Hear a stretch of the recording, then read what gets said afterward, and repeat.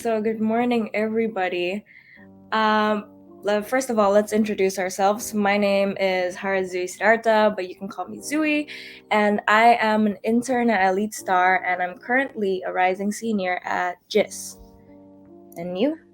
I am Gabriella Sally. I am currently a rising sophomore at Babson College, studying business administration, concentrating in maybe entrepreneurship, and then I'm also an intern at the Lead Star.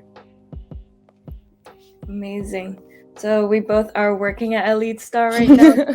Our first to do this interview. Just kidding, no. We want to do this formally. Hi, Gabriella. So, I just wanted to interview you about how it is like to live abroad and study abroad as an Indonesian. And so, first of all, I would first like to ask you about your background. So, when you were studying in Indo, where were you studying at? Like, what was your high school? So I went to Penabur, but I went to the international Penabur. So I studied A levels, and then but I didn't take the actual A levels exams because then I found out that the standardized testing and my transcript was sufficient to apply to universities. So I didn't want to stress myself, so I just went ahead and started applying without taking my A levels. That is very efficient, honestly. Yes, So, when you applied, what major did you apply for? So for most of the schools, I applied for a business administration major or like anything that has relations, like anything similar to like an entrepreneurship program. So usually it's either they have an entrepreneurship major or like a business administration with like entrepreneurship like concentration or courses. So that's what you wanted to like focus on. Yeah. Okay. Yeah, same with me actually. I do kind of somewhere like that. So, where is Babson College, anyways? So Babson is in Massachusetts. It's around 30 minutes away from downtown. So like if you drive from Boston, it's like 30 minutes away. It's in the suburbs. It's kind of chill. But then if people ask me, I would say that it's in Boston because no one's ever heard of Wellesley, which is the town that Babson is in. Wellesley. Wellesley. Nobody knows Wellesley. No one's ever heard of it. Never heard barely of it anyone. my entire life. Especially if you're from Indo, like what the heck is Wellesley? I've never heard of it. Just one of the things that are like not as common as like I don't know. That is Boston, true. New York That City. is true.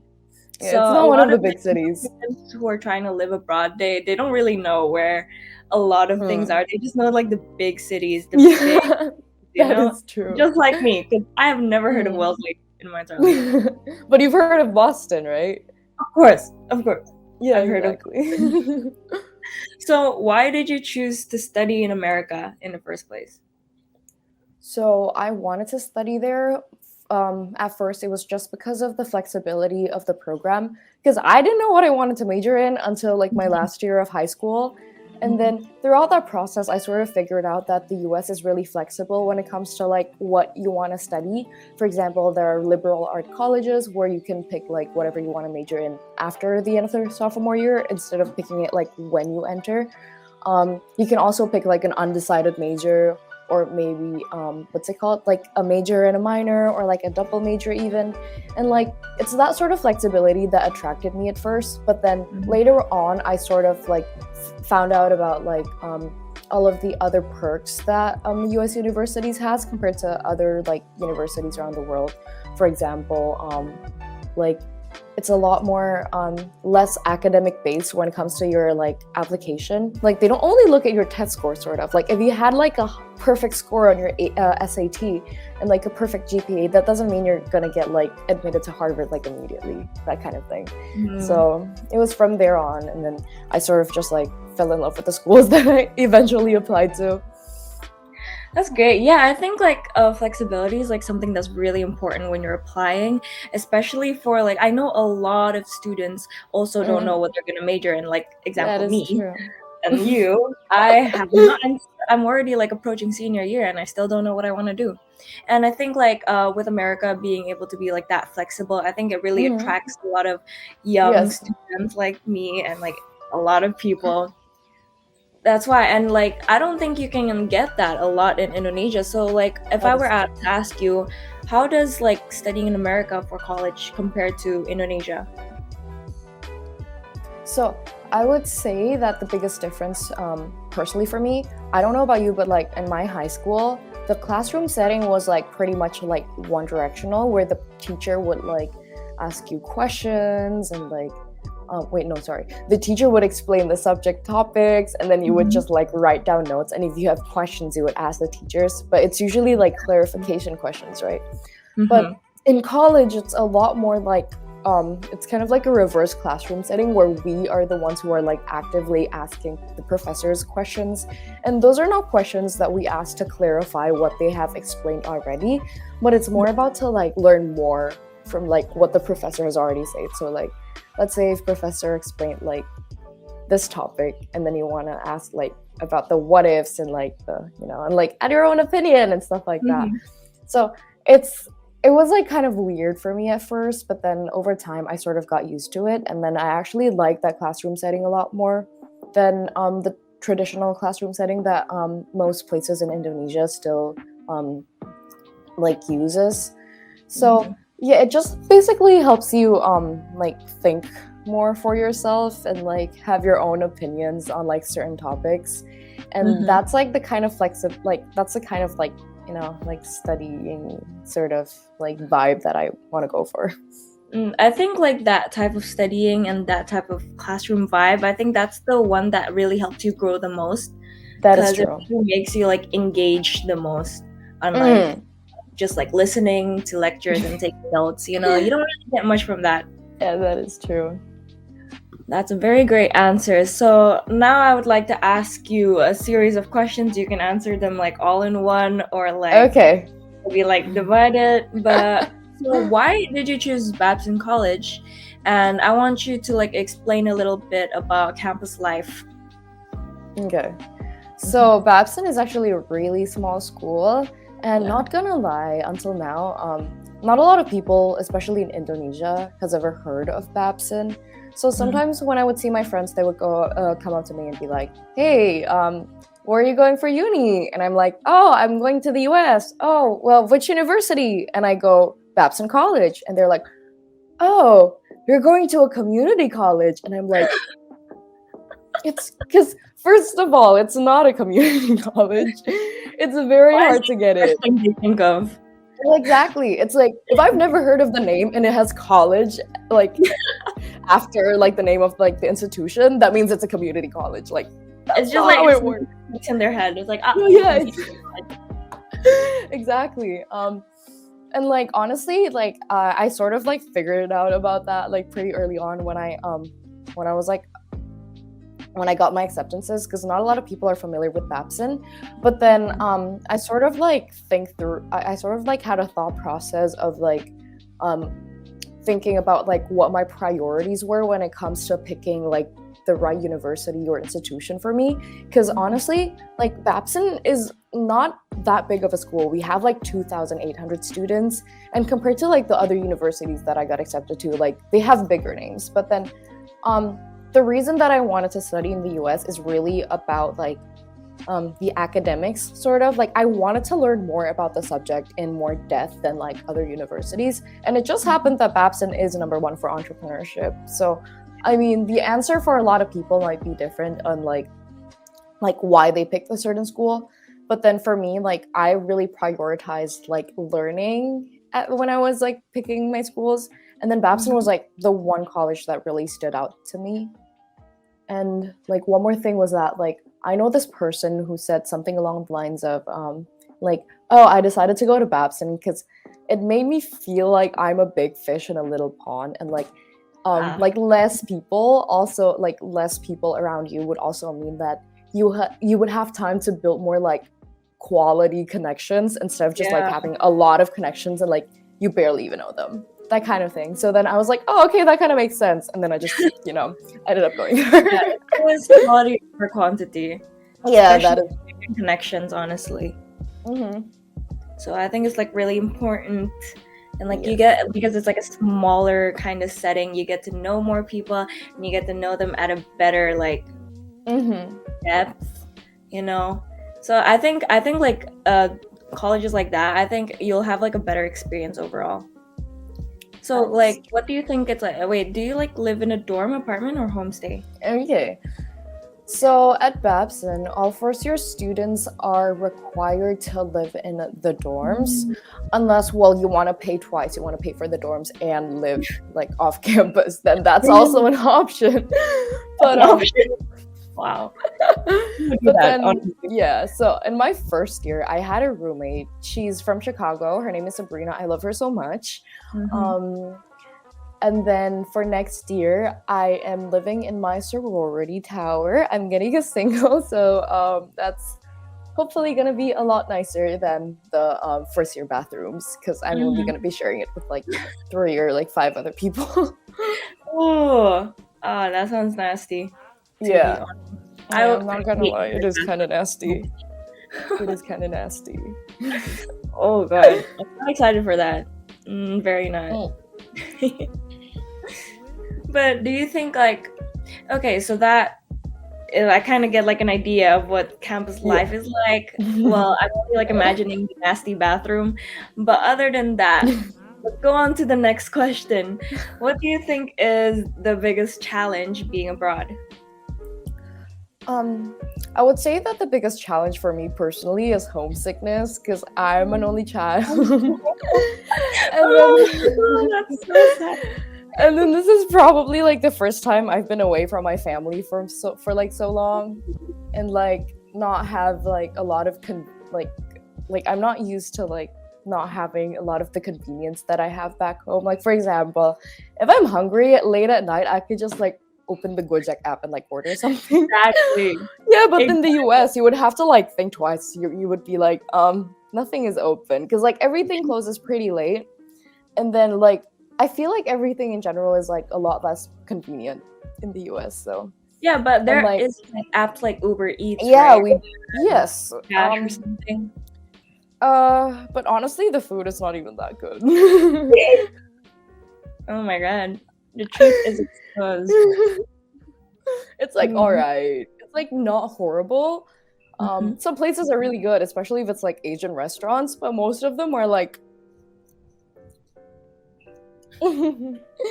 especially if you're so used to like eating like a lot of like really like flavorful like stuff in Indo with like all the MSG, they Oh, eat and out the like everything spices. to like all our food. It's very Yeah. unseasoned there, right? Yeah, it's very unseasoned there. It's crazy. It's very unseasoned and the portions are so big. That is And true. it's so expensive too. That You is know, true. all cons. It's all cons. I don't see any pros. I don't see any pros, which is why I brought like a lot of Indomie from Indo. Like Oh I my didn't want god. to buy Indomie Very there because I know that it's very, going to taste really weird. very smart, I think. Okay. So I guess that is like very true. And I think like a lot of students out there who want to live in America should keep that in mind. Yes. But anyways, Bring your next Indomies, people. yeah, bring your Indomies. Anyways, next question. So you live in Wellesley and Yes. I have no idea what's in Wellesley. So what do you do for fun on weekends around the city?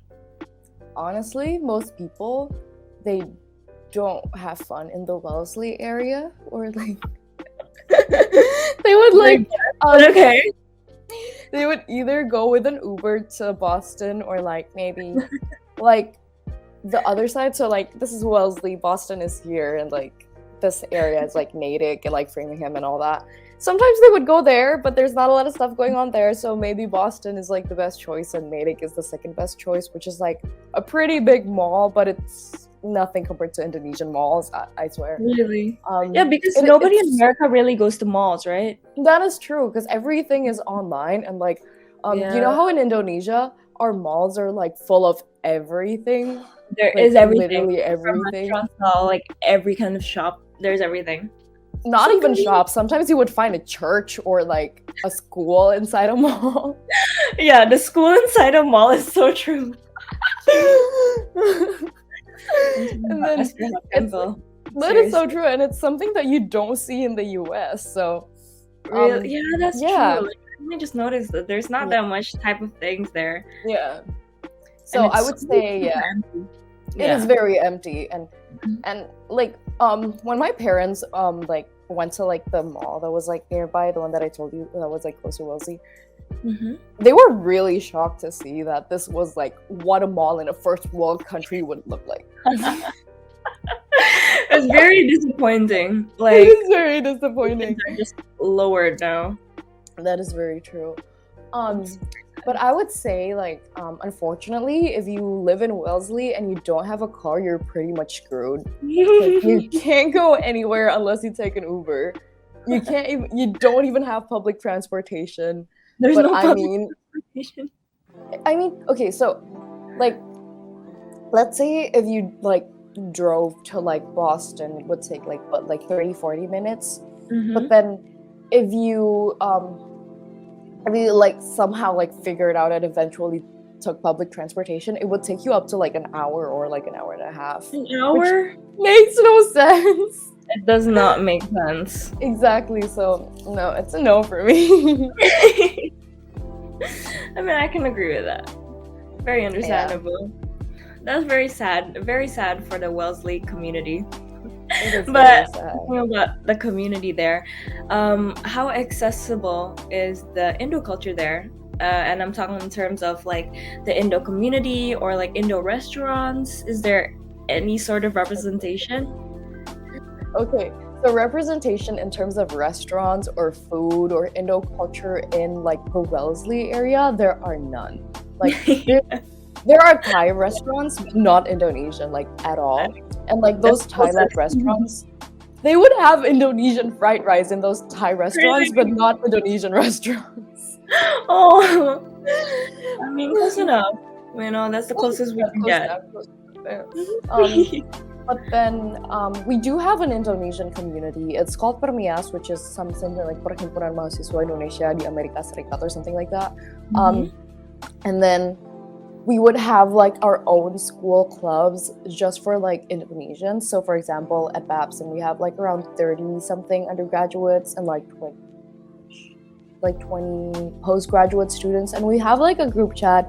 We do have events, we have gatherings, we have like dinners during events. And I would say that like at first it would be really nice to just like get to know the Indos first, just so you know that you have like a home away from home kind of thing. So it's kind of nice. Yeah, it's just like this solidarity whenever you It see is. like people outside of our country, you know, it's just like, oh my god, hey, you know. That is That's right. actually so true, because like this one time like okay, so like fun fact about like being in the US is that every time you're in a public place and you hear someone speak in Indonesian, you would be like, Yeah, exactly. Exactly. I'm just is Indo? Should I say hi? Maybe not. yeah, no, I always want to say hi, but then I get way too scared and I'm just No, like me too. in my head I'm like, oh my god, another Indo. Oh my god, you know. Indo.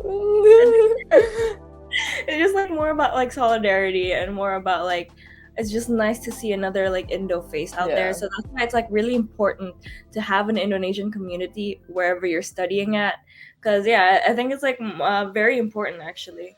And you know, you can't stray away too far from your roots, you know, from your culture. That is true. That is very true. So that's very nice. Kind of sad that there isn't much of Indo in Wellesley, but there at least there's a community there, you know. Yeah, So at least. I want to ask you, since you're like you're approaching sophomore year, right?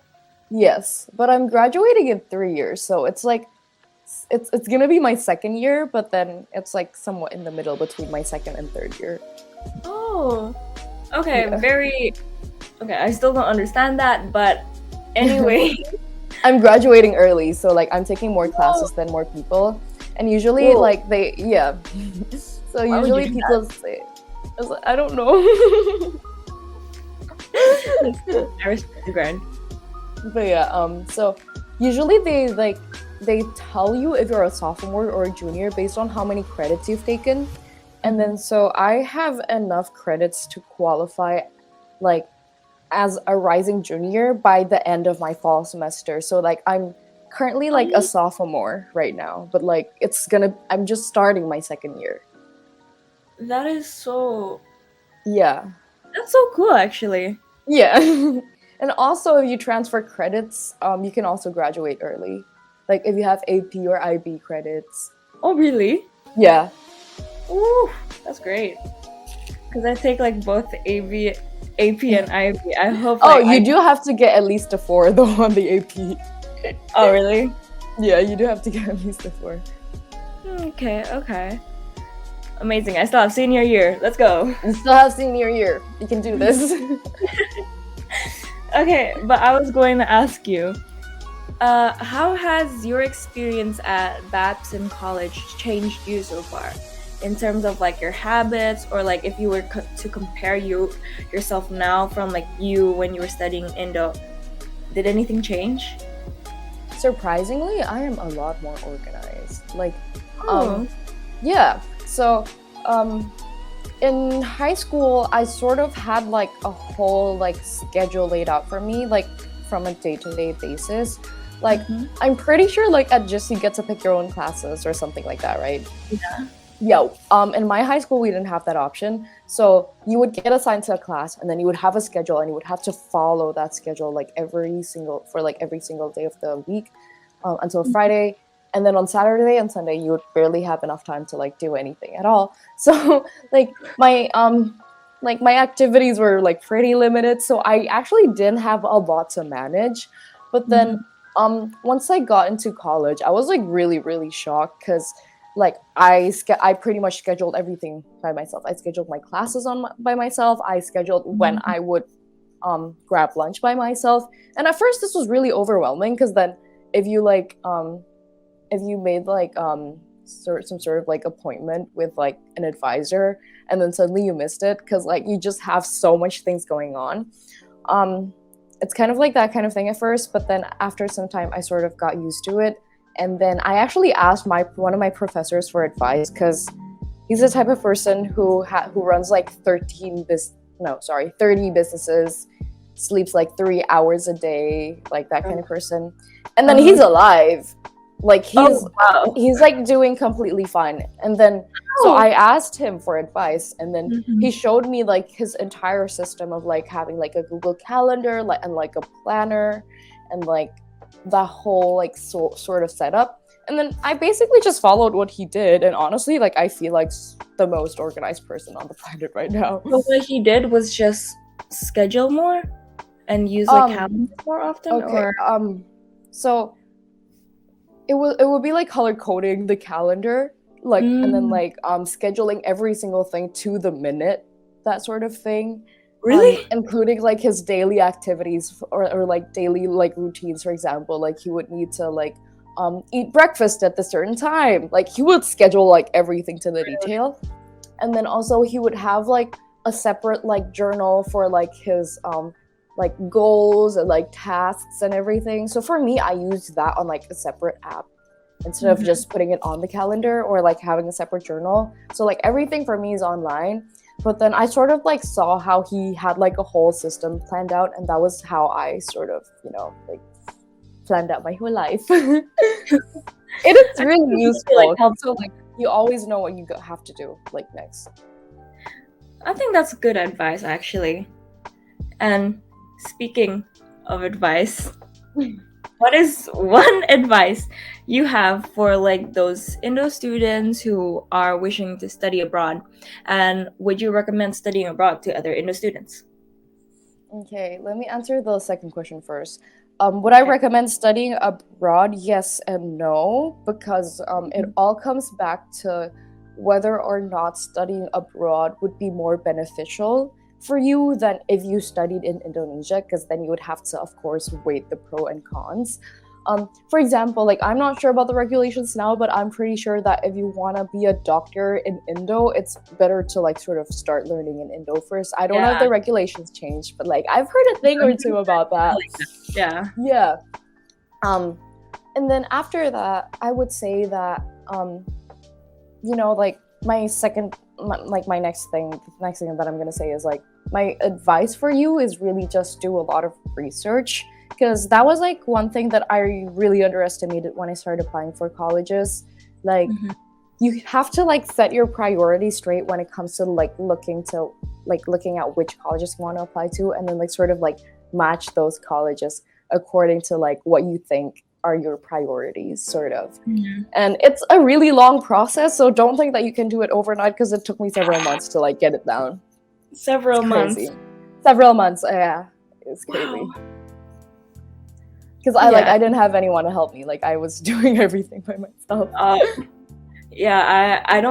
think a lot of like students these days, they use a lot of college counseling programs, like, or even from their schools. Right? From their school. But so if you don't want to be stressed out with the research process, you can definitely check out EliteStar. Definitely. You should totally have a free trial at EliteStar. This is like a paid promotion. Working for them, we're not getting paid. We're not getting.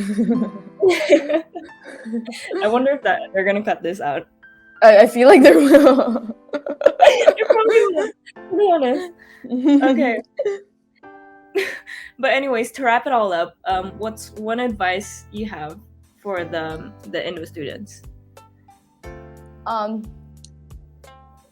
I would say that if you want to work towards a certain goal, then like you should really like put your all in it. But when you fail at it, you shouldn't be upset about it, because my professor told me that failure is good, and that learning from failure is the best way to learn. Something along the lines of that. But like, you'll be fine. Just calm down. If it's meant to be, then you're gonna end up at the university, and yeah. I think that's nice advice. I think those are like wise words. Yeah. Being able to learn from failure is something like really important, especially in like the business world. I think so. Yeah. Like entrepreneurship, you have to get like prepared to expect it, which might be the hardest part. But once you like get over it, and once you actually learn to accept it, I think you're gonna like grow much more, like exponentially. That is true. Very nice advice. So thank you for all of your answers. I enjoyed speaking to you so much. I think you offered a lot of great advice for these rising seniors who are waiting to apply for college, like me, and maybe sophomores, juniors, everybody who's just waiting to apply for college, and mostly in the US. So, Gabriela, any final words? Don't stress out. You'll be fine. Thank you. Very nice to say. So it is gonna be stressful. It is going to be stressful. Like, it is going to be stressful. It was like one of the worst like several months of my whole life, just like grinding on my essays, waking up, doing my essays, go to sleep, wake up, writing my essays. Like, it was crazy. But you'll be fine. It's gonna be worth it, I promise. Yes, definitely, I'll be fine. You make it sound so exciting. But actually, I am excited to at least get it over with, and hopefully get accepted to a good college. Amazing. So, thank you again for your time, and from EliteStar, we thank everybody for watching. So, bye now. Okay, wait, let me end the broadcast.